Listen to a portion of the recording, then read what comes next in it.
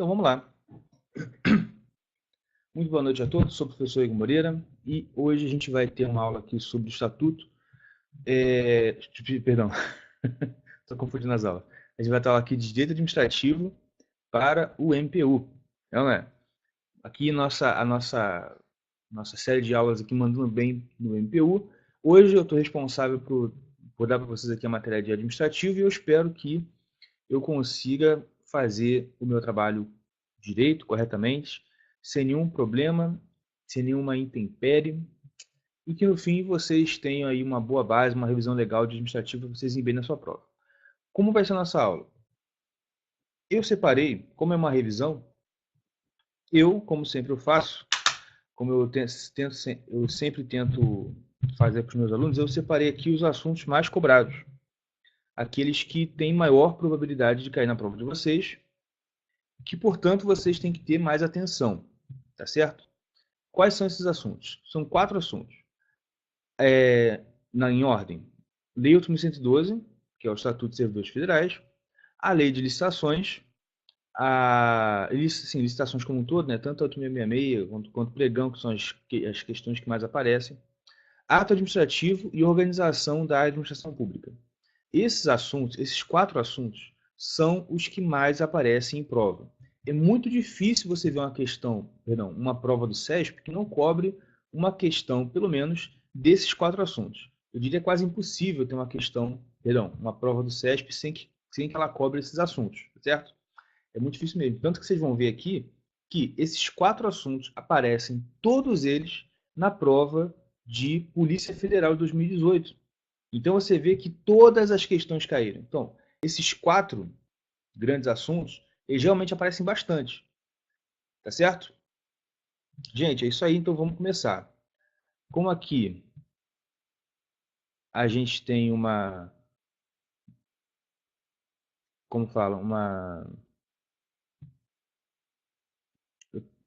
deixa eu só ajeitar aqui a questão do lápis, né, da minha caneta. Se tá dando para escrever legal. Tá, beleza. Né? Vamos lá, gente. Questão número 1, né? Então, dada essa introdução, para vocês entenderem. E aqui no chat, quem chegou agora? Aqui no chat, eu já deixei o link para vocês baixarem as questões da aula. Depois, se você quiser imprimir, ou então agora mesmo, se você quiser imprimir para a gente, vocês acompanhando comigo, fique à vontade, tá bom? Vamos lá. E qualquer dúvida, você sabe, pode botar aqui do lado. Eu vou estar aqui, a cada questão eu vou parar e vou dar uma olhada para ver se tem alguma dúvida para a gente poder ir tirando. Porque a ideia é essa, tá certo? Eu separei 25 questões e eu quero resolver todas elas hoje, né? Enfim, vamos continuar, vamos começar, né? No que se refere aos servidores públicos administrativos, julgo que segue. Vamos lá. Havendo compatibilidade de horários, é possível a acumulação remunerada do cargo de delegado de Polícia Federal com o cargo público de professor. Olha só, ele já cita aqui a compatibilidade de horários. Fala que é possível acumular remuneradamente o cargo de delegado com o cargo de professor. A questão foi bem porque ela falou que cargo público de professor. Por quê? Gente, as regras de acumulação que vocês aprendem, tanto na 8.112 quanto na Constituição, elas são para acumulação de cargo público. Nada impede que o servidor seja professor de uma instituição privada. Tá certo? Eu, por exemplo, eu sou servidor do TRE do Rio de Janeiro e sou professor aqui em outros sites. Nada impede que isso aconteça. Mas tudo bem, professor, mas você não é professor, é professor de concurso, não é uma coisa ali CLT, realmente não é. Mas se eu virar professor de uma universidade privada, tem algum problema? Não, não tem. Teria se eu fosse, por exemplo, servidor de professor de uma universidade pública e não me encaixasse nas regras de acumulação. Tá certo? Então, olha só, é cargo público. Pode? Pode ou não pode? Aí você vai lembrar, né? A primeira coisa que você faz é lembrar das hipóteses que estão na Constituição, 2 cargos de professor, um cargo de médico, 2 cargos da área de saúde, professor e cargo de técnico científico. Você pensa, não é. Por quê? Porque não está na Constituição, não está naquela listinha, então não é. Calma, calma. Por quê? O cargo de delegado de polícia, fala para mim, quem pode ocupar o cargo de delegado de Polícia Federal? Qualquer pessoa? Qualquer pessoa de qualquer formação pode fazer o concurso e virar delegado de polícia? Sim ou não? Não. Quem pode ocupar o cargo de delegado de polícia? Quem é, claro, né, quem faz concurso e quem tem formação em direito. Se o cargo exige formação em direito, aqui é difícil fazer bolinha, né? Opa. Se o cargo exige formação em direito, isso significa que ele é o quê? Esse é o bizu que você não pode deixar de saber para não errar na prova. Que é o que, olha só, se existe formação em direito para ocupar o cargo, então esse é um cargo técnico ou científico. Aqui fica ruim, né? Científico. Ficou horroroso aqui, mas eu espero que vocês entendam. Anota aí, né? Quem tiver com material, quem tiver não com material impresso, mas tiver com um caderno na mão, inclusive é bom, né? Porque vamos lá, vocês não estão assistindo um vídeo no YouTube, né? Não são meus vídeos do meu canal no YouTube. Então você tem que estar obrigatoriamente aí, você está estudando, está de madrugada já quase, você está estudando. Então você tem que ter um caderno e uma caneta aí, né? Pelo menos. Então você vai anotar. Na questão 1, o que você vai anotar? Cargo público que exige formação específica, formação em nível superior específica em alguma área, é um cargo técnico ou científico. Então, ele está na regra de acumulação legal, que é cargo professor mais cargo técnico ou científico. A expressão cargo técnico dá a entender que uma pessoa que ocupa um cargo que é chamado de técnico está dentro, mas não. Por exemplo, técnico judiciário é cargo técnico? Não. Por quê? Claro, não se for o cargo geral, o cargo genérico. Porque existe cargo de técnico judiciário, por exemplo, especialista em contabilidade. Aí é o cara que tem nível médio em contabilidade, técnico em contabilidade. Então, se existe formação específica, é cargo técnico. Por isso que juiz pode acumular com professor, delegado pode acumular com professor, um cargo de psicólogo público pode acumular com professor, porque ele exige formação específica. Deu para entender? Beleza. Então, por isso, nossa questão, ó, a número 1 está correta, está certa. Beleza? Alguma dúvida aqui? Se tiver, pode falar que a gente vai tirando as dúvidas. Beleza? Posso continuar? Tudo bem, vou continuar aqui para a gente não atrasar muito. Qualquer dúvida, se tiver, vocês falam que eu vou respondendo. Eu interrompo a aula para responder, tá certo? Vamos lá. Questão número 2. Idade mínima, olha só, com base na Lei 8.212, julgo item. Idade mínima de 16 anos e quitação com as obrigações eleitorais são requisitos para investidor em cargo público. Idade mínima de 16 anos e quitação com as obrigações eleitorais. E aí, gente, tá certo isso? Claro que não. Porque a idade mínima que a lei prevê é de 16? Não. A idade mínima é de 18. E a quitação está certo? Está certo. Né? E também quitação com as obrigações militares, sendo que nesse caso só os homens, né? Porque a mulher não tem obrigação militar a quitar, mas obrigação eleitoral tem. Inclusive lá no TRE o que mais aparece é a gente pedindo certidão de quitação eleitoral, porque eu preciso no concurso, tal, eu preciso disso. A gente emite lá, tranquilo, gratuito, sem problema. Elisângela perguntou, o que define ser cargo técnico científico? É o curso superior? Boa pergunta. Não necessariamente, como eu falei. Você tem alguns cargos técnicos, por exemplo, de tribunais, que eles falam assim, ó, o cara é um cargo de técnico, nível médio. Nível médio, especialidade de contabilidade. Nível médio, especialidade de enfermagem. Aí existe o curso técnico de nível médio para de contabilidade, o curso técnico de enfermagem, o curso técnico de sei lá o quê. Aí, nesse caso, também o que define o cargo técnico ou científico é o cargo exigir alguma formação específica. Informática, tá certo? Alguma formação específica. Não necessariamente ser superior. O mais normal é ser superior, mas não necessariamente. Beleza? Vamos lá, então. Então, a questão 2, voltando para cá, está errado por quê? Por causa do idade que não é 16, é 18, né? Tem que ter maior idade, e de quitação de obrigações eleitorais. Agora, só um detalhe para acrescentar aqui nessa questão, que é uma coisa interessante, é que esses requisitos são requisitos de quê? De investidura. Se é requisito de investidura, quando que eu tenho que atender os requisitos? Porque lembra, eu tenho 3 momentos importantes na minha vida pré-servidor, vamos dizer assim, né? Que é o quê? O momento da festa, que é o momento da nomeação, o momento da festa, que te leva quase a um coma alcoólico de tanto que você bebe, que é a posse, e depois o choque de realidade, que é o exercício. Nomeação, posse e exercício. Aí, né, só para a gente aproveitar, né? Da nomeação para a posse, a gente tem pela lei o quê? Um prazo de 30 dias, da posse para o exercício, um prazo de 15 dias. É ou não é? Beleza. Sendo assim, me diz aqui, quando é a investidura? É na nomeação, na posse ou no exercício? Muito bem. Acertou quem respondeu que a nomeação é na, ou desculpa, a investidura é na posse. É aqui que acontece a investidura. Então, você vai ter que atender idade mínima de 18 anos, quitação, obrigação eleitoral na posse, que pode ocorrer até 30 dias depois da nomeação. Ah, professor, mas eu passei um concurso e o cara marcou a posse para a semana seguinte.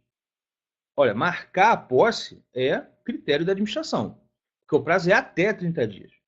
Mas se você for lá, olha, eu não vou tomar posse hoje, eu vou usar o meu prazo de 30 dias, eles são obrigados a deixar você esperar os 30 dias. Tá certo? Porque tá na lei. Beleza. Tranquilidade. Alguma dúvida aqui? Se tiver, pode colocar. A gente passa para a próxima. Então, o gabarito da número 2 é errado. Olha aí. 3. A readequação consiste no retorno do servidor estável ao cargo anteriormente ocupado. Galera, se ele botar seco assim, ó, retorno do servidor ao cargo anteriormente ocupado, ele está falando da recondução. Porque existem outras hipóteses, né? Mas, quando ele fala assim, sem nenhum outro detalhe, né? Ele só falou assim, retorno do servidor para o cargo anteriormente ocupado. Só isso, está falando da recondução, beleza? Recondução e, portanto, né, não é nada disso aqui de readequação. Isso aqui foi invenção da banca, isso não existe, né? Não existe a forma de provimento nem de movimentação, readequação, não existe. Tá certo? Portanto, a questão está errada, conforme o artigo 29 que você está vendo aí. Ó. A recondução que é o retorno do servidor estável ao cargo permanente quando? Quando inabilitado no estágio probatório ou quando o outro ocupante anterior for reintegrado. Tá bom? Só uma curiosidade, gente. Eu sou servidor já há um tempo. Nunca vi o inciso 2 acontecer. Tá? Muita gente tem medo, né? Ai, meu Deus do céu. Então eu vou estar lá no meu cargo, de repente o outro que, né, a pessoa foi demitida, ela surge das trevas e volta e tira o meu cargo. Não. Eu nunca vi isso acontecer na minha vida. Tá certo? Pode acontecer? É, claro, tá aí, né? Mas fique calmo. Isso aqui é muito difícil, eu nunca vi acontecer. Eu nunca nem tive notícia disso aqui acontecer. Beleza? Alguma dúvida na 3? Tá aí o artigo para você anotar, depois que se você quiser. É o artigo 29 da Lei 8.112, que dá a resposta que isso aqui é a recondução, não é readequação. Até porque não existe, né? Não existe negócio de readequação. 4. É vedado ao servidor público aposentado, o retorno ao serviço público a pedido. Então, olha só. O servidor voltar a serviço público é proibido?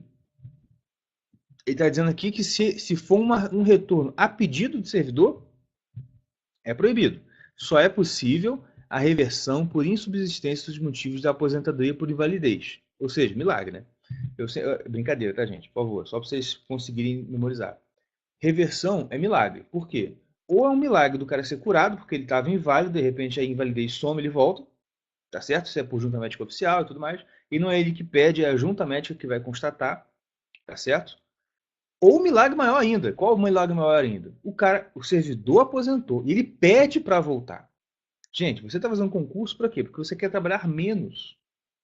Aí o servidor, que trabalhava muito na iniciativa privada, trabalha menos no serviço público, ele chegou no paraíso, quer trabalhar nada, ele está aposentado, ele está ganhando. Aí ele vai pedir para voltar, só se for o quê? Milagre. Reversão, então, é milagre. Então, olha só, tem condição de milagre. Nem que ela seja curado, ou maior milagre ainda, o servidor querer voltar a trabalhar. Nesse caso, pode? Pode. A lei permite você ser revertido a pedido. O artigo 25 vai dizer, olha, reversão e retorno na atividade do servidor aposentado, quando? Por invalidez, como a gente falou, que é o primeiro caso, que é a junta médica que vai declarar, ou, no inciso 2, ó, no interesse da administração, desde que, dentre outros requisitos, a aposentadoria tenha sido voluntária. E eu até até que eu esqueci de colocar, e que haja requerimento, haja pedido do servidor para que a reversão aconteça, certo? Isso está também no inciso 2. Desculpa, sem querer, eu botei aqui a linha B que não fala do pedido de retorno, mas ele fala que a aposentadoria tem que ser voluntária e o servidor tem que pedir para voltar. Tá certo? Beleza. Então, o fundamento é o artigo 25, no inciso 2. Então, você pode conferir na Lei 8666, tá certo? Beleza. Alguma dúvida aqui? Se tiver, de novo, pode colocar que eu estou atento aqui. Olha aí, já somos 11. Rapaz, ó, começamos com 7 pessoas, estamos com 11 já. Muito bom. Número 5. Nos casos de falecimento, pessoal que chegou agora, aqui no chat, você pode rolar o chat para cima aqui, que o primeiro comentário é o meu, onde você tem lá o link para você baixar o material dessa aula em Word, bonitinho, com gabarito no final, onde você pode fazer suas anotações, imprimir ou não, se quiser depois para rever, tá certo? Fica à vontade. Com base na Lei 8.812, nos casos de falecimento, exoneração, colocação de imóvel funcional à disposição do servidor ou aquisição de imóvel pelo servidor, o auxílio moradia será pago por ainda um mês. E aí, acontece isso? Com certeza, a questão está certa. É copiado e colado o artigo 60E da Lei 8.112, que está aí colado, tá certo? Você vê, é a mesma coisa. Copiou e colou o que a lei falou. Para quem fala aqui, Fundação Copia e Cola FCC, a SESC também de vez em quando copia e cola, tá, gente? Né? Isso não é monopólio da FCC, não. Beleza? E assim, só também para explicar para a galera, esse fundo verde aqui atrás, gente, é porque no meu quarto aqui eu tenho esse fundo verde para gravar e eu faço aquele efeito de tirar o fundo, botar lá e tal.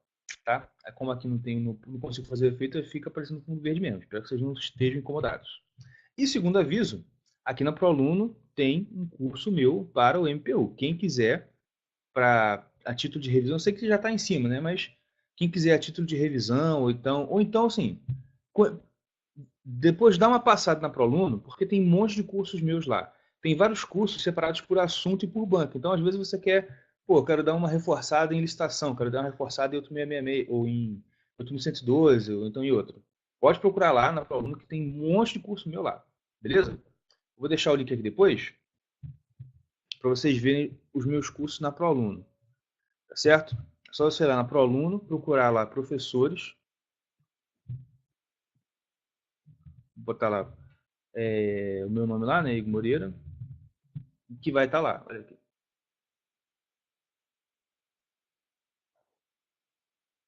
Tá bom? Pronto, aqui é professores. Deixa eu botar aqui rapidinho, gente.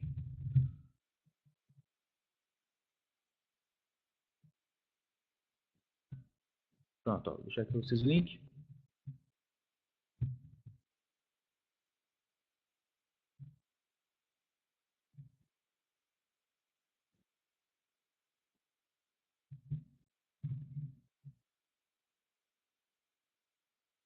Ih, acho que travou, hein? Ih, rapaz, que travou. Ah, meu Deus.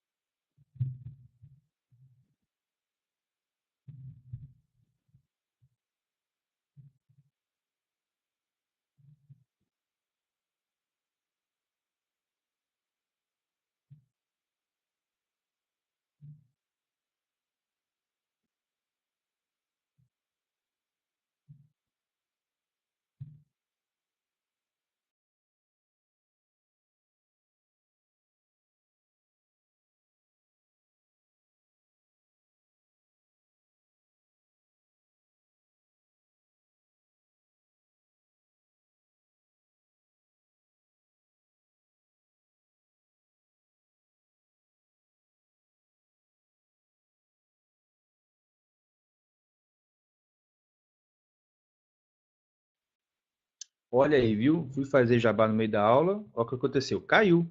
Agora voltou, graças a Deus. Vamos lá. Uso sim. Posto dica lá. De vez em quando, nos stories eu faço uso dos stories para fazer aquele tipo um certo errado de CESP. É só professor Igor Moreira. Tá? @ professor Igor Moreira. E não vou fazer mais jabá, porque senão vai cair de novo. né? Pelo amor de Deus. Já estou vendo sangue nos olhos de vocês aí me matando porque eu fui fazer jabá e a conexão caiu. Voltando para a aula aqui. Então, a 60E está certo, o número 5 está é, de acordo com o artigo 60, que é copia e cola, não tem muito comentário a fazer aqui, mas a indicação do artigo está aí. Questão número 6.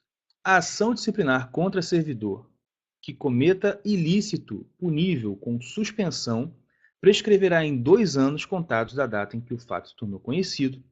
Todavia, se tal ilícito também configurar crime, então se aplicará o prazo prescricional da lei penal para ação disciplinar. Muito boa essa questão. Ela trata do assunto aqui do PAD, quando duas coisas. Primeiro, ele quer saber sobre o prazo, você lembra do prazo? E lembrando, existem 3 prazos para prescrição no PAD: 5 anos, 2 anos ou 180 dias. Você tem que lembrar desses 3 prazos.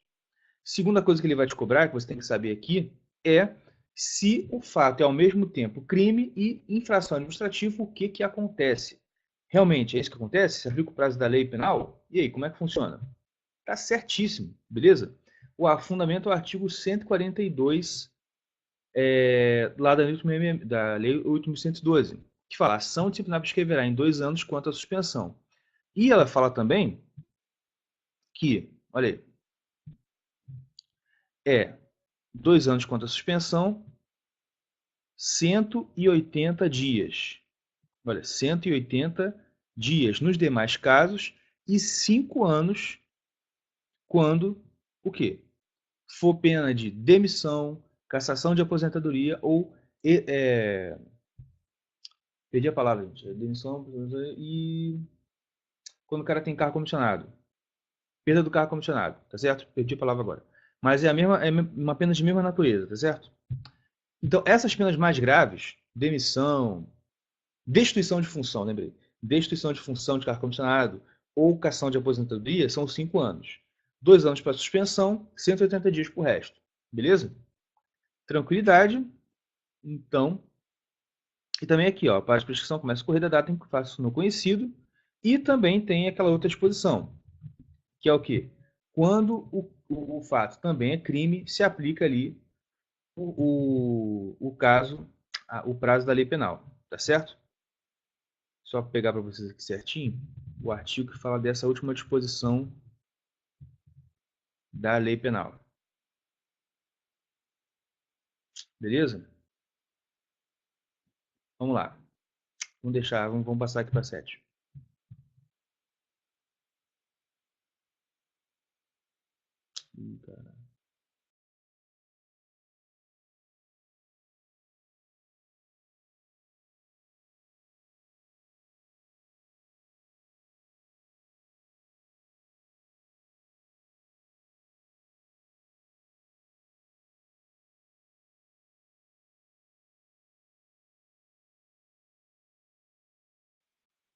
Vamos lá, questão número 7.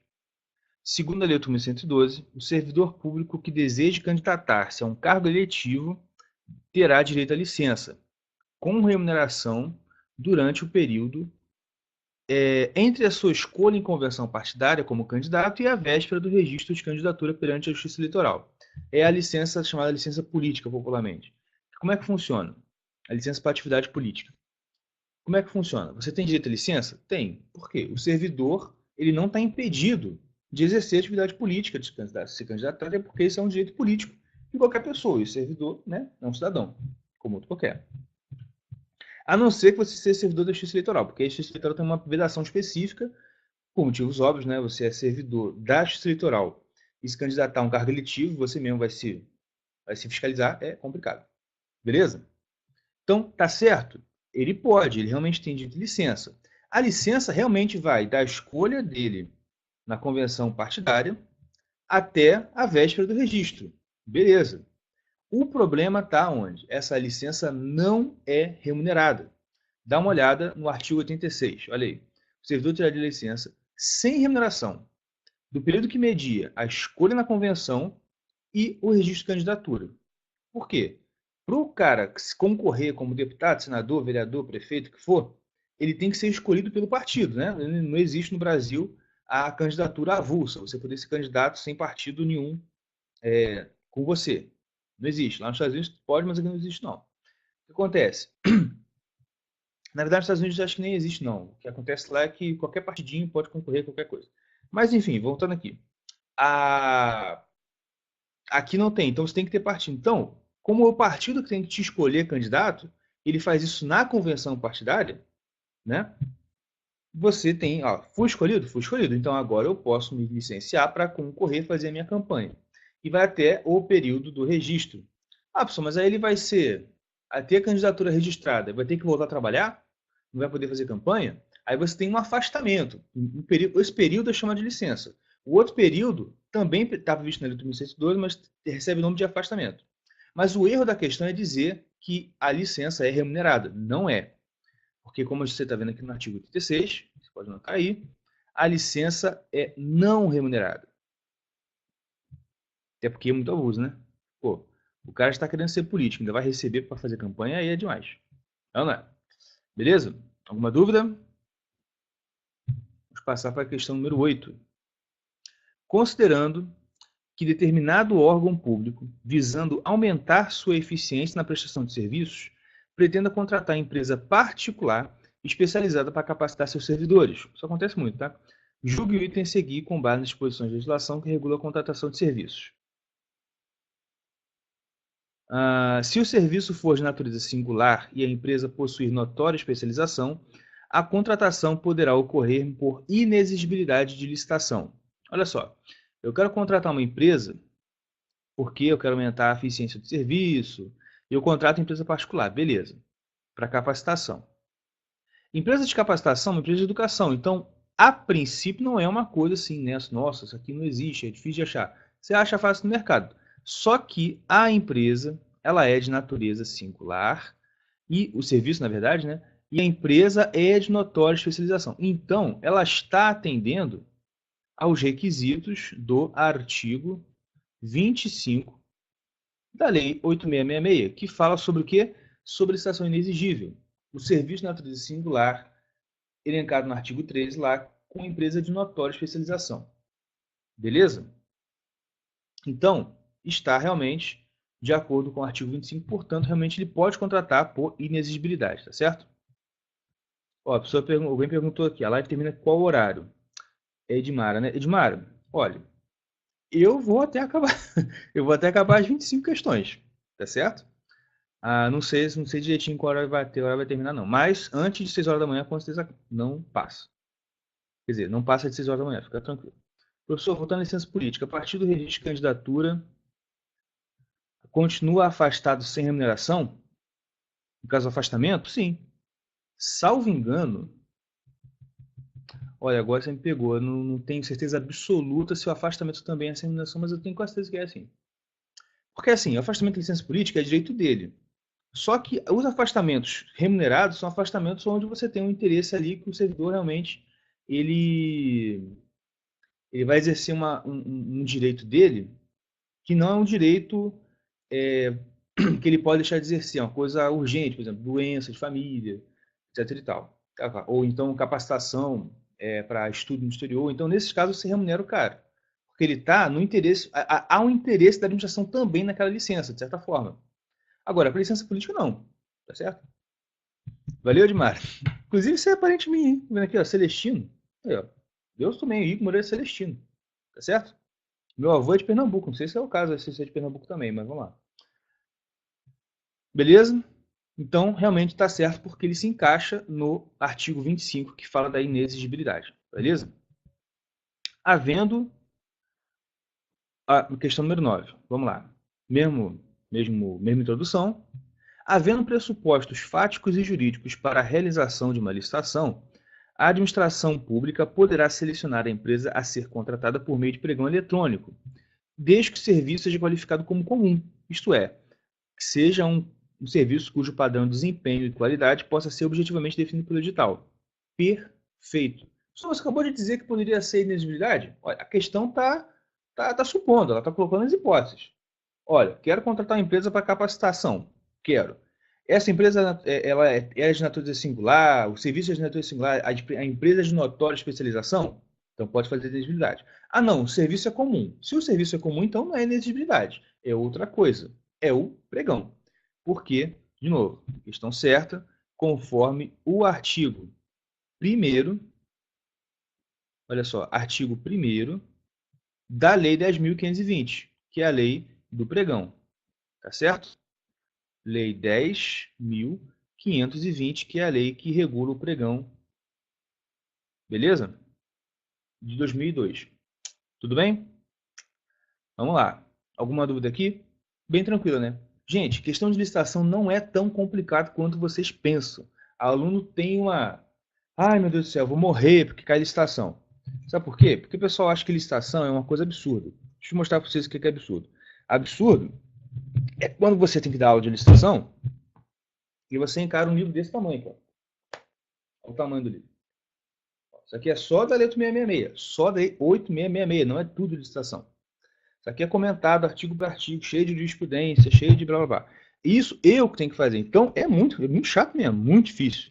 Agora, questão de concurso de licitação, cara, você aprendendo a manha, você aprendendo o que a banca cobra, porque assim, nem tudo que a FCC cobra, a CESP cobra, a FGV cobra. Então você tem que se acostumar com a banca. Por isso que eu falo, a receita para passar em concurso não precisa contratar. Desculpa, gente. Não precisa contratar coach, não precisa gastar dinheiro, milhões de dinheiros aí com um monte de coisa. Cara, é só fazer o feijão com arroz. Qual feijão com arroz? Lê a doutrina, não precisa ler esse calhamaço aqui que eu mostrei. Lê a doutrina, que é bom você ler uma doutrina, principalmente uma doutrina voltada para concurso, tá certo? E faz as questões, pelo amor de Deus. Tá? Foca o seu tempo, a maior parte, 70%, 80% com a questão. Porque aí você vai se acostumar, principalmente se a banca estiver definida. Tá certo? Principalmente. Mas vamos lá, vocês já sabem disso. Questão número 9 foi 10. A concorrência, a tomada de preço e o convite são modalidades de licitação, certo?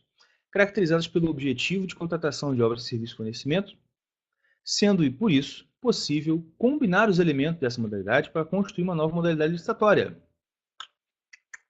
Negativo, questão errada. O artigo 22, parágrafo 8º, é explícito dizendo que é vedada a criação de outras modalidades de licitação ou a combinação das que foram referidas no artigo 22. Tá certo? Ah, pessoal, mas aí a lei 10.520 foi que criou o pregão. É verdade. Mas o artigo 22 fala que não pode. É verdade. Como é que você explica isso? Não explico, não. Brasil, gente. A lei fala que não podia. Aí a outra lei foi e fez. Uai, Brasil, né? Vamos lá. Mas a regra que vocês têm que levar para a prova é essa. Tá bom? A regra é: questão sobre licitações. Posso criar uma modalidade nova? Não. Posso combinar? Não. Criação, a lei do pregão deu uma sambada, né? Mas combinação de modalidade realmente não pode. Beleza? Quer dizer, até que faça uma lei que combine, né? Mas por enquanto não pode. Tá? Fica assim, passou a prova, não pode. Para as outras provas eu já não sei, mas passou, não pode. De acordo com a lei 8666, próxima questão aqui, questão 11. De acordo com a 8666, na elaboração de um projeto básico de obras e serviços, projeto básico, hein? Lembra? Isso está lá no artigo 6, lá no iníciozinho, os 12, 13 primeiros artigos lá. É necessário considerar requisitos de segurança, funcionalidade e adequação ao interesse público, certo? Bem como possibilidade de emprego de mão de obra, materiais, tecnologia e matéria-prima existente no local para a obra, execução, conservação e operação. Ou seja, você tem que ter um planejamento básico mesmo. Você tem que ter ali, colocar dentro do projeto básico o quê? Ora, eu tenho que ter condições mínimas de segurança, adequar o serviço público, tem que considerar, claro, a possibilidade de emprego de mão de obra, tecnologia e material. Ou seja, tem que ter isso? Claro que tem. Está certa a questão, artigo 12, incisos 1, 2 e 4. Ele pensou lá os artigos 1, 2 e 4 e colocou para você aqui na questão. Tá bom? Ah, é coisa horrível, não vou conseguir decorar. Gente, essa questão realmente é sacana, porque, poxa, como é que eu vou saber, né? E tal. Mas nesse tipo de questão, sendo CESP, eu dou dois conselhos. Ou você deixa em branco. Ah, não estou seguro de marcar. Deixa em branco, porque sabe como é que o CESP é, ele corta lá a questão. Ou você olha bem para a cara da questão e fala assim, não dá para dizer que tem uma coisa errada aí. Entendeu? Isso é arriscado? É arriscado. Né? Existem até uns professores aí que fazem um método de você soma a questão, depois você vê metade, metade. Olha, eu fiz isso e deu certo. Mas eu fiz isso numa prova que eu fiz, mas eu já tinha passado em outras. Eu não estava no desespero. Então, ó, enfim, tá? O mais prudente é deixar em branco. Mas se você vê realmente, está corajoso, está confiante, viu que não tem nada ali errado, não tem nada que possa ser considerado errado, você marca lá. É arriscadíssimo, não é verdade? É porque o CESP não dá, gente. Né? Não dá para brincar com o CESP. Tá bom?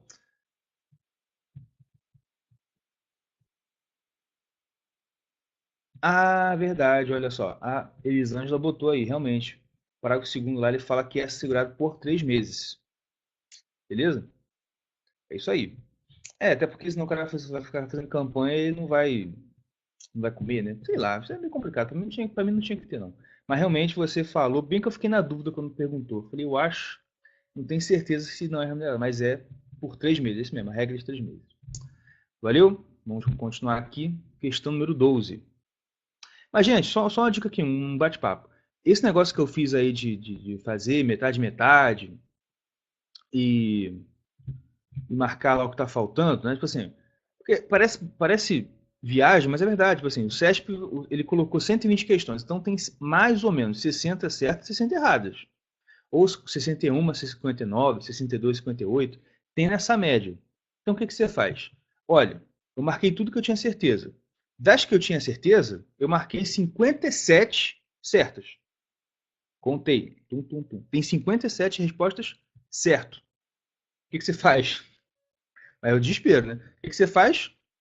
Pega o teu cartão de resposta. Vê tudo que você deixou em branco e marca errado, errado, errado, errado, errado, errado, errado, errado. Por quê? Por que fazer essa loucura? Porque você já marcou 57 com certeza, certo. Então está muito perto do limite, que é 60, já que a prova tem 120 questões. Então, marca o resto cerrado, porque o saldo vai ser positivo. Nossa, que absurdo, que loucura. Gente, isso aí eu aprendi com o professor Rodrigo Menezes. Ele me ensinou isso no aulão. O Rodrigo Menezes ele tem aquela cara de novinho, mas ele já é velho já. Ele me deu isso no aulão. Eu falei, nossa, que loucura, bicho.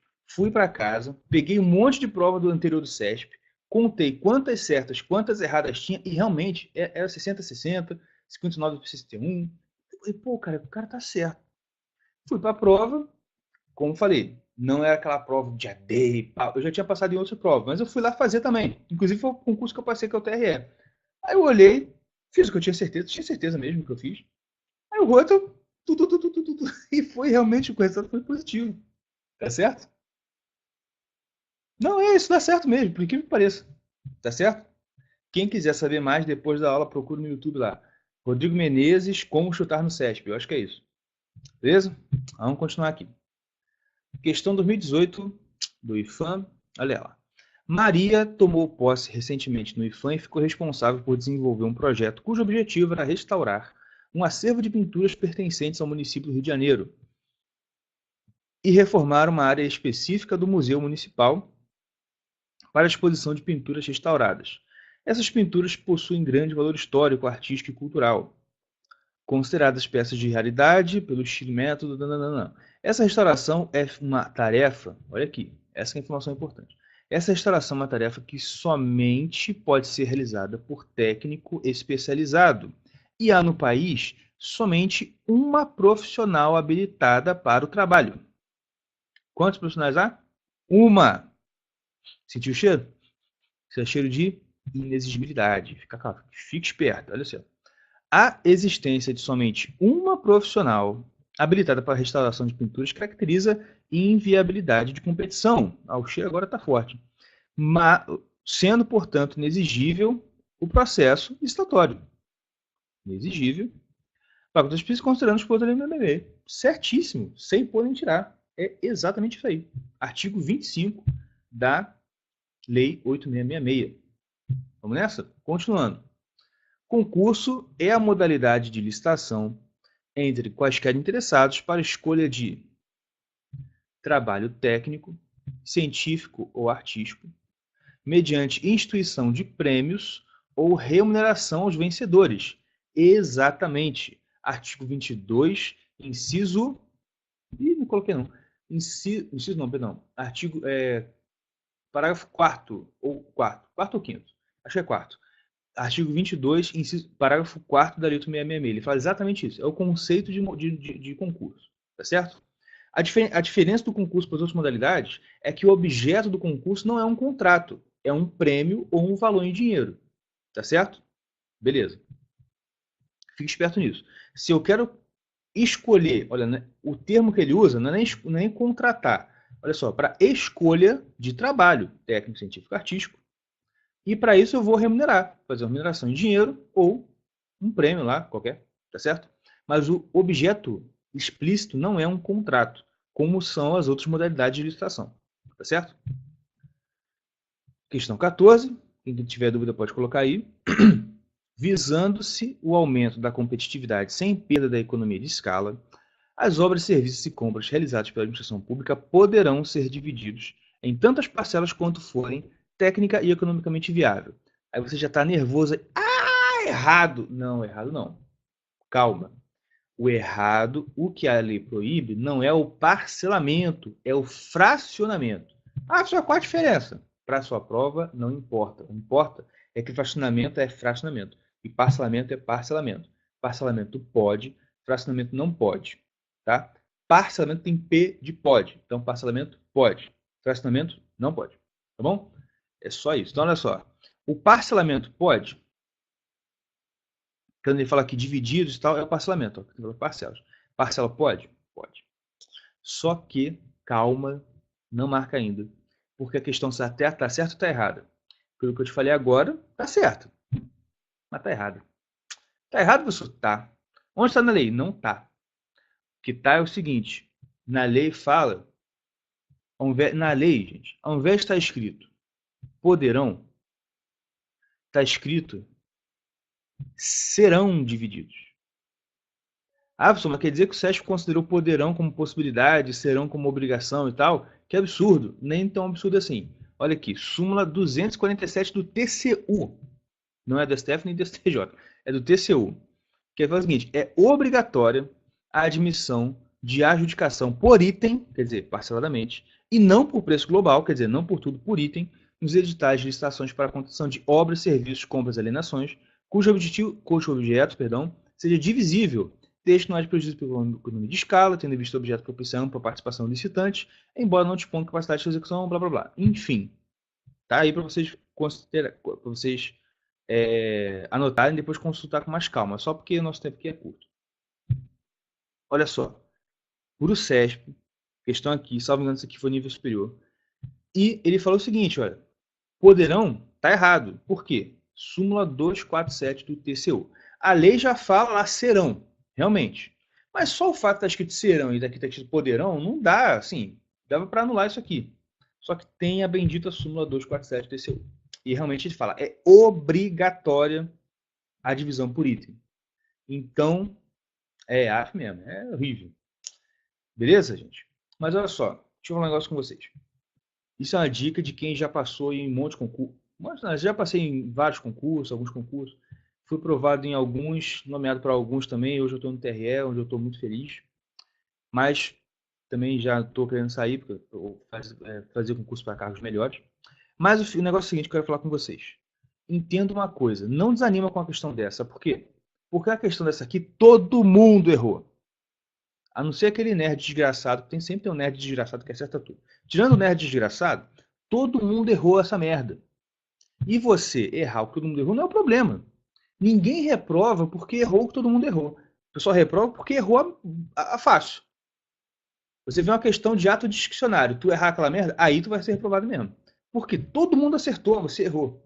O que faz o aluno reprovar, ser desclassificado, o que for, não é errar o difícil, é errar o fácil e o médio. Você tem que batalhar para gabaritar o fácil, gabaritar o que for fácil e acertar 90% do médio. O difícil, você pode acertar uma ou outra lá, não vai fazer tanta diferença. Tá certo? Beleza? Não estou dizendo que vai ser fácil, tal, que você pode errar. Estou dizendo que essas questões assim, sacana, difícil pra caramba, todo mundo erra, gente. Quem passou, errou essa aqui também. Tá certo? Mas quem passou não errou as outras, que eram mais fáceis. Tá entendendo? Então, força na peruca, vamos lá. Questão 15. No que se refere aos servidores públicos, blá blá blá, ajuda o item. Situação hipotética.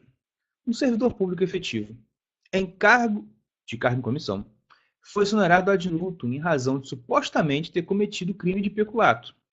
Safado. Posteriormente, a administração reconheceu a inexistência de prática do ilícito, mas manteve a exoneração do servidor por se tratar de ato administrativo discricionário. Assertivo. Isso foi o caso concreto, o caso hipotético. Nessa situação, o ato de exoneração é válido, pois a teoria de motivo determinante não se aplica a situações que configurem crime. Porque olha só, se o ato, qual foi o ato praticado aqui? O ato praticado foi a exoneração, ele foi exonerado de nulo. Qual foi o motivo dessa exoneração? Suposto cometimento de crime de peculato. Passa um tempo, o que eu descubro? Que esse crime não existiu. Se o crime não existiu, o que não existiu foi o motivo desse ato aqui, de exoneração. Se o motivo do ato provadamente não existiu, isso é um vício de motivo. Vício de inexistência de motivo. E o vício de inexistência de motivo faz o que com o ato, gente? Anula o ato. Por quê? Teoria do motivo determinante. Show? Tranquilo? Estão me acompanhando até aqui? Aí a questão fala, não, mas isso aqui não se aplica a crime. Claro que aplica. Tá certo? Inclusive porque, em caso de punição, como as esferas são simultâneas e comunicáveis, né? Você pode ser punido pelo mesmo ato na esfera civil, administrativa e criminal. Mas se você for absolvido no criminal por inexistência de fato, ou de inexistência de materialidade, ou de tipicidade, você vai ser absolvido no administrativo. Se tem essa exceção, por que eu não vou considerar ali o ato administrativo? Claro que eu vou considerar. Então o ato tem que ser anulado. Essa exoneração é inválida. Tá certo? Tudo bem? Então, por isso, gabarito errado aqui da questão. Questão 16. Com relação ao processo administrativo federal, julgue o item que segue. Gente, só para informar aqui rapidinho. Então, olha só, a gente fez aqui até agora as questões de 8.112, se vocês não repararam, foram 7 questões de licitações. Agora a gente entra nos últimos blocos, que é ato administrativo e organização. Agora as questões vão ser de ato e as 5 últimas questões, salvo engano, vão ser de organização da administração pública. Beleza? Por quê? Eu fiz esse escalonamento para ficar o que é mais cobrado tem mais questão, o que é menos cobrado tem menos questão. Então, 7 de cada, são os 2 mais cobrados. Esses aqui são 6 e 5, salvo engano, 5 e 5. Tá bom? Questão 16. A administração pública deve anular seus próprios atos quando inválidos de vícios de legalidade, respeitados os direitos adquiridos. Certíssimo. Tranquilo. Aqui, você sabe até de cor, que é a súmula o quê? 473 do Supremo Tribunal Federal. Súmula, acho que deve ser a súmula mais conhecida deles, né? Pelo menos pelos concurseiros. É a mais conhecida. Que ela fala aqui, completando também que ela fala que podem ser revogados por motivo de conveniência e oportunidade. Tudo bem? Beleza. Questão 17, olha. A imperatividade do ato administrativo prevê que a administração pública, para executar suas decisões, não necessita submeter sua pretensão ao poder judiciário. Negativo. Isso aí não é imperatividade. Isso é o quê? A autoexecutoriedade. Quando você fala que a administração pode executar seus atos sem falar nada com o judiciário, sem consultar, sem submeter a pretensão ao judiciário, isso é autoexecutoriedade. Não vou entrar aqui em detalhes se é exigibilidade ou executoriedade, mas é o atributo da autoexecutoriedade. Quando, inclusive, você tem que tomar cuidado para não confundir autoexecutoriedade com presunção de legitimidade. Como assim, professor? A presunção de legitimidade também permite que a administração execute seus atos. Só que ela vai executar os seus atos como se válidos fossem, mesmo que haja uma impugnação. Porque até que o ato seja impugnado, seja decidido que o ato realmente ele é inválido, o fato de haver alguém impugnando não faz com que o ato seja obstado, ele não precisa parar de executar. Então a administração continua executando o ato como se ele válido fosse. Olha só, se tiver na questão, a administração executa o seu ato, e aí o complemento for sem autorização, mesmo sem autorização judicial, é autoexecutoriedade. Mas se o complemento for como se válido fosse, é presunção de legitimidade. Falou? Anota isso. Isso é importante, é uma dica boa. Tudo bem? Então, como a gente viu aqui, na verdade, não é imperatividade, mas sim a autoexecutoriedade. Por isso que a questão está errada. 18. Segundo a teoria dos motivos determinantes, o gestor público é obrigado a tomar a atitude descrita como impositiva na lei. Você entendeu? Nem eu. Olha só, nada disso. A teoria dos motivos determinantes, gente, nada mais é do que um princípio, ou uma teoria, como o próprio nome diz, que afirma que o que for alegado como motivo do ato tem que corresponder à realidade, porque se for descoberto que esse motivo não existe ou que é inverídico, que é mentira, eu vou invalidar o ato. Isso gera nulidade do ato. Tudo bem? Beleza. Teoria do motivo determinante é isso. E se aplica tanto a ato vinculado quanto a ato discricionário, tá? Não tem diferença. Tudo bem? Tranquilidade, então? Por isso a questão está errada. Questão 19. O ato praticado... Gente, tudo questão 2018, tá? Pra você ver como é que está o clima da CESP. O ato administrativo praticado por autoridade incompetente pode ser convalidado. Aqui muita gente perdeu os cabelos também. Eu espero que vocês não tenham perdido. Por quê? Se o ato administrativo tem um vício de competência, ele pode ser convalidado? Sim ou não? Pode, se... Elisângela falou que pode. Pode se o quê? Ou pode de qualquer jeito? Vamos lá, falem aí. A gente está ao vivo, não estou vendo vocês, mas a gente está ao vivo, quero que vocês respondam aí. Ele pode, tudo bem. Pode se o quê? Não precisa escrever muito não, pode colocar.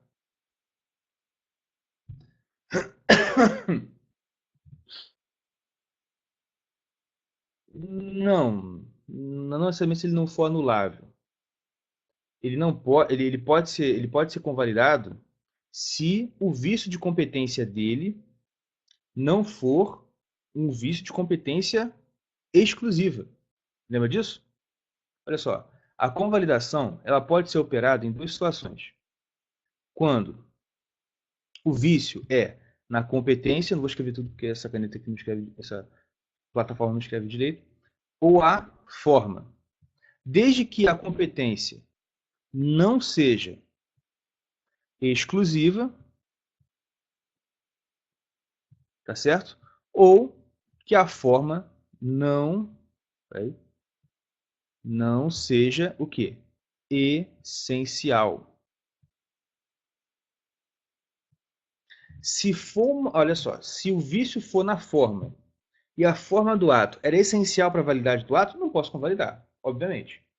Mas se a forma não for uma forma essencial ao ato, eu posso convalidar, porque eu posso passar por cima daquela nulidade, eu posso fazer o saneamento. Tá certo? Que é outro nome também que se dá para convalidação. Na competência, eu posso...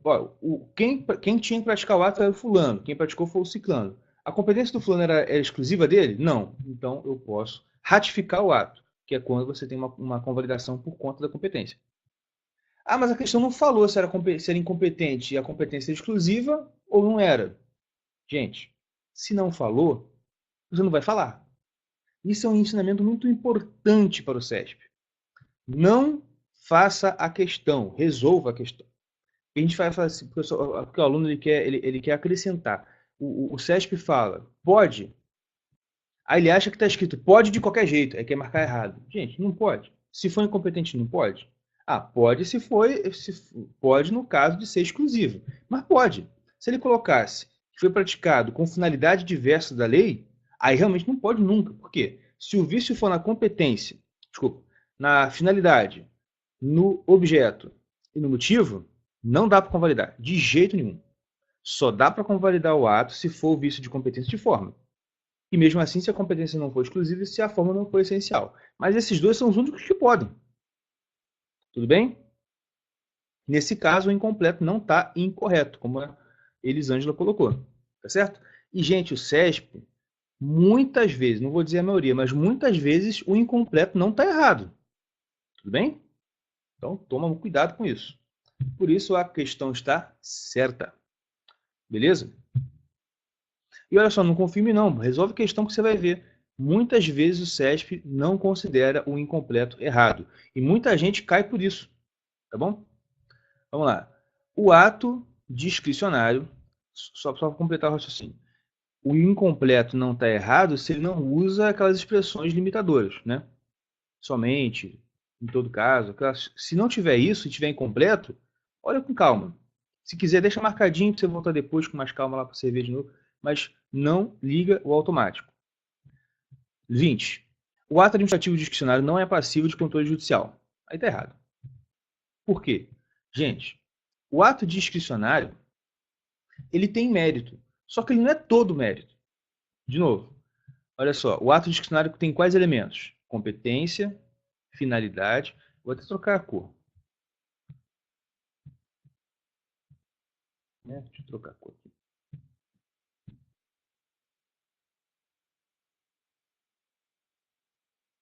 Olha só.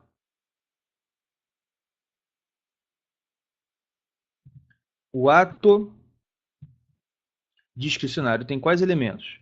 Competência, finalidade, forma e o quê? Motivo e objeto. São 5 elementos do ato administrativo. Por ser um ato discricionário, o motivo ou objeto é o quê? Discricionário. Quando o ato é vinculado, o que acontece? Tudo nele é vinculado. Motivo, objeto, finalidade, forma e competência. Tudo. Quando ele é discricionário, parte dele é vinculado e parte é discricionário. Aí eu vou fazer aqui uma outra cor, a cor amarela, para te dizer o seguinte. Vem comigo. A cor amarela vai ser o vício. O azul é o elemento vinculado, o vermelho é o elemento discricionário. E o amarelo vai ser o vício, tá bom? O vício, o defeito, a invalidade do ato. Se o vício do ato aparece na competência, a competência é vinculada ao discricionário, gente. Vinculada. Então esse ato tem que ser anulado ou revogado? Anulado. Se o vício aparece no motivo, motivo é vinculado ao discricionário. Discricionário. Se é discricionário é porque ele foi escolhido por meio de análise de mérito, não foi determinação legal. Se é assim, e o vício é, o vício é em elemento discricionário, ele vai ser revogado ou anulado? Revogado. Então, o controle judicial, ele pode acontecer no ato discricionário? Pode. Depende de onde aparece o vício. Se o vício aparece num elemento vinculado, eu só posso anular, não posso revogar. E o judiciário pode revogar. Então, se eu posso anular, o judiciário pode anular isso. Mas se o vício aparece no motivo e no objeto, eu posso revogar? Posso. O judiciário pode revogar? Não. Deu para entender? O Guilherme perguntou, motivação entra nesse ato discricionário? A motivação, Guilherme, é a exposição do motivo, né? O motivo, nesse caso, seria aqui, no meu exemplo, um motivo discricionário. A motivação é simplesmente o ato de expor o motivo que existe no ato. Entendeu? Tudo bem? Não sei se eu consegui responder, se é isso que você queria saber. Falou? Então, vamos lá. Então, olha só. O ato discricionário é passível de controle judicial? É. Depende se o vício dele é de legalidade ou de mérito. Tudo bem? Deu para entender aqui? Beleza. Por quê, gente? O controle judicial sobre um ato administrativo incide como? Com revogação? Nunca. Ó, pelo amor de Deus. O Poder Judiciário pode controlar ato administrativo? Pode. Ele pode revogar ato administrativo só se for o ato dele próprio. Porque quando o Poder Judiciário revoga um ato dele próprio, ele não está agindo como Poder Judiciário de forma típica, ele está agindo como a administração pública. Né? A revogação de um ato do Judiciário pelo próprio Judiciário não é uma sentença, não é um ato jurisdicional, é um ato administrativo, então ele está agindo como administração pública. Se ele vai exercendo a função jurisdicional, exercer o controle para extinguir o ato, ele só pode fazer isso anulando. Em outras palavras, ele só pode exercer controle externo, que é sobre outro poder, na anulação. O judiciário não pode revogar o ato do executivo ou do legislativo. Não pode, porque ele está invadindo o mérito da administração. Isso ele não pode fazer. Beleza? Mas controlar o ato disciplinar não pode, como a gente falou aqui. Valeu, gente? Deu para entender? Prosseguindo. Artigo aqui. Questão 21. Ao outorgar determinada atribuição à pessoa não integrante da sua administração direta, o Estado serve-se da denominada desconcentração administrativa. E aí? Certo ou errado? Errado, gente. Por quê, pessoal? Olha só, vou falar. Anota aí. Quem não. Esse meu macete, não sei se alguém já copiou, mas eu juro que é meu. Para decorar de uma vez por todas a diferença de desconcentração e descentralização, você vai fazer o seguinte: você vai colocar no seu caderno agora, faz junto comigo. Põe DESC. Escreva agora. DESC bem grande. Aí você vai puxar uma setinha para um lado e para o outro. Eu, como eu sou fresco, eu ponho uma setinha azul e uma setinha vermelha.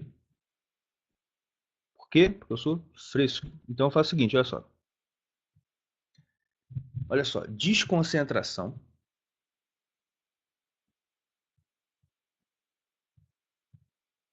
Tá vendo? Desconcentração e descentralização.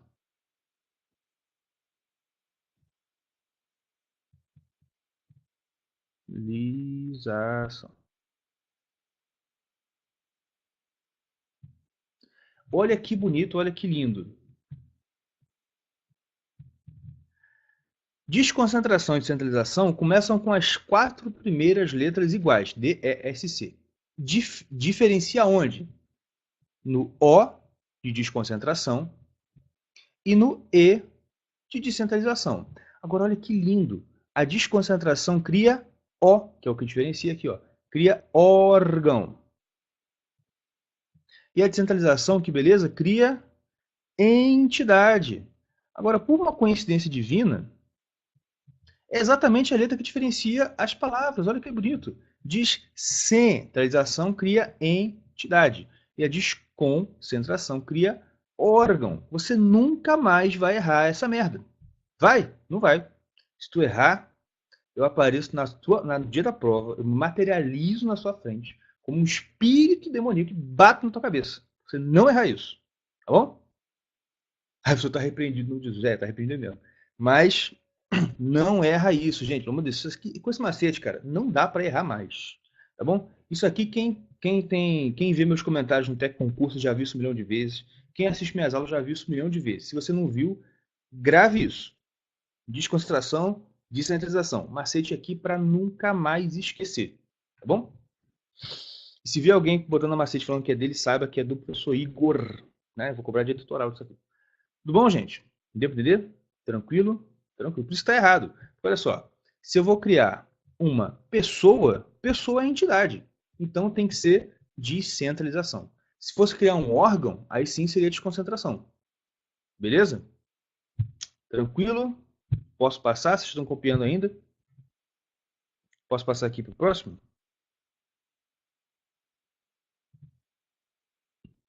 Pode? Então vamos lá. Questão 22. Os órgãos não dotados de personalidade jurídica própria, como os órgãos são, que exercem funções administrativas e integram a União por desconcentração, até agora tudo certo, componentes de uma hierarquia, fazem parte da administração direta. Pô, redondinho, tranquilo, certinho, sem pôr nem tirar. Vamos parte por parte. Órgão não é dotado de personalidade jurídica própria, certo. Alguns órgãos, apesar de não terem personalidade jurídica própria, eles têm capacidade processual para defender suas prerrogativas institucionais em juízo. Tá bem? Beleza. Exercem função administrativa. Integra a União por desconcentração. Beleza. Compõe uma hierarquia. Certo? Porque, gente, olha só. Olha, vou desenhar aqui. Aqui você tem a administração direta, com todas as entidades que estão lá. E aqui você tem a administração indireta. Os órgãos criados aqui dentro, eles respeitam a hierarquia, assim como os órgãos criados aqui dentro vão respeitar a hierarquia. Só que entre a direta e a indireta, existe hierarquia? Não. Uma criou a outra, porque olha só, a entidade da indireta veio da direta. Porque, pô, quem criou a autarquia federal? A União. Quem criou a autarquia estadual? O Estado. Então, é filho. Foi de lá que surgiu, né, a entidade. Só que não existe hierarquia, existe vínculo finalístico, controle finalístico, tá certo? Não é hierarquia, grava isso. Agora, órgão dentro de uma entidade tem hierarquia, tudo bem? E quando a administração direta cria um órgão subordinado a ela, isso aqui é uma desconcentração. Quando ela cria uma entidade, isso é uma descentralização. Mas, se uma autarquia, por exemplo, cria um órgão dentro dela própria, isso é o quê? É desconcentração. Tudo bem? Professor, não entendi. Olha só. Universidade federal, ou estadual, né? Universidade pública. Universidade pública faz parte da administração indireta, geralmente uma autarquia ou uma fundação autárquica. Se essa entidade, se essa universidade cria um novo curso, ela vai, agora, por exemplo, a Universidade Federal Rural do Rio de Janeiro, onde eu me formei, quando eu entrei, ela tinha acabado de criar o curso de Direito. Eu fiz parte da primeira turma de Direito da Rural. Então, ela criou um novo curso. Se ela criou um novo curso, tem um departamento de Direito, tem a coordenação de Direito. Departamento e coordenação são órgãos públicos. Então, quando você cria esse novo curso, você criou novos órgãos. Criou novos órgãos, né? Sendo assim, isso foi uma desconcentração dentro da indireta. Beleza? Beleza. Prosseguindo, questão 23. As autarquias somente podem ser criadas mediante lei específica, enquanto empresas públicas, sociedades com economia mista e fundações que integram a administração indireta podem ter sua criação autorizada mediante decreto do presidente da República. Pô, quase tudo certo, né? Por quê? Decreto não, né, gente? Quem cria a entidade da indireta não é decreto do presidente, é o quê? É a lei. Tudo bem? Quem cria a autarquia é a lei. E quem autoriza a criação de empresa pública, sociedade, fundação, de acordo com a Constituição, é a lei também. Então, uma autorização legal, não uma autorização de decreto. É ou não é? Getúlio Vargas já morreu, né? Pelo amor de Deus. Ele quer tudo decreto, né? Decreto-lei. Aí, Vitor, não pode ser decreto. Então, tudo bom. Eu inventei aqui o decreto-lei. Agora pode. É ou não é? Lei autorizativa, exatamente. Por isso, o gabarito da 23 é errado. 24. A empresa pública difere da sociedade de economia mista no que se refere à personalidade jurídica. Aquela é empresa estatal de direito privado e essa é direito público. Pô, pelo amor de Deus, hein? A empresa pública é estatal e a sociedade de economia mista é direito público. Pô, tem como, né? Ele podia inverter, porque aí dá para confundir mais. Gente, tanto uma quanto a outra são pessoas de direito privado. Essa é uma das semelhanças entre elas. Tudo bem? Sem aqui é fácil, aqui foi bem fácil. Gabarito, portanto, errado. Questão 25, para a gente fechar aqui o pacote. As agências reguladoras são autarquias em regime especial. Certíssimo. Junto com as agências executivas, que também são autarquias em regime especial, certo? O que lhes confere maior autonomia administrativa e financeira, certinho. Contudo, não possuem independência em relação aos poderes executivo, legislativo e judiciário. Claro. Por quê? Como eu falei, a agência reguladora é uma autarquia. É em regime especial, mas é autarquia. Então, ela é da administração o quê?